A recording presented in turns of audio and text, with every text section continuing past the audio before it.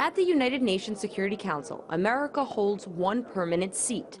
But when it comes to weapons, the world's largest arms exporter is often seen as sitting on two chairs. They say there isn't an international embargo on arms preventing them from doing that. That is a fact. But that doesn't change the immorality of supplying a dictatorial regime that is killing its people in massive numbers every day.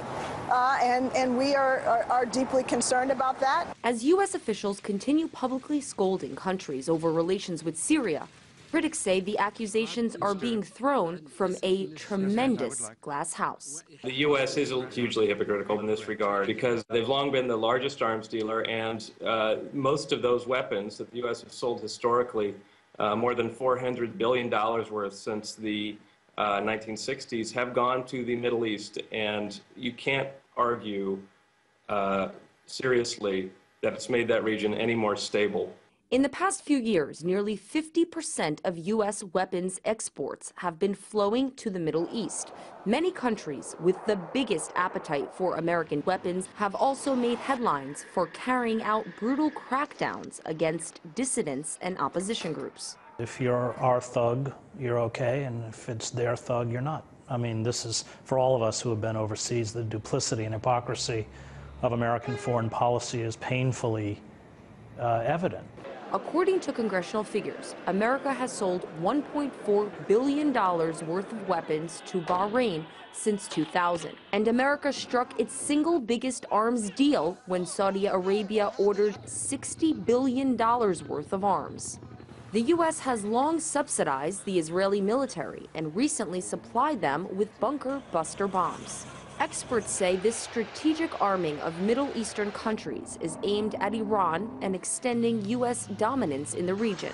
The deal that is going on right now is a massive build-up against Iran. It's not at all about, human rights issues, and it's all about some geopolitical games. FBI whistleblower Sybil Edmonds has accused America of playing particularly dirty while leading a campaign for regime change in Syria. It's not some kind of a simultaneously uprising situation where people are rebelling and then suddenly they are mysteriously armed, and mysteriously arms are being smuggled into Syria from Turkey. Well, who's providing these arms? Nobody's asking in the U.S. media. Well, these are U.S. arms shipped to Turkey. This as the U.S. military complex, flush with record revenue, continues to lobby its interests on Capitol Hill. Arms manufacturers are some of the biggest companies in America. They're some of the most powerful. Lockheed Martin, not only do they make and sell arms for the Defense Department and around the world, they're a federal contractor in many other levels. They're even involved in elections. This statue outside the UN headquarters is a symbol of global peace and nonviolence, but critics say the idea has been twisted by the U.S., which goes around advocating peace while arming countless conflicts, all for the sake of profit. Marina Portnaya, RT, New York.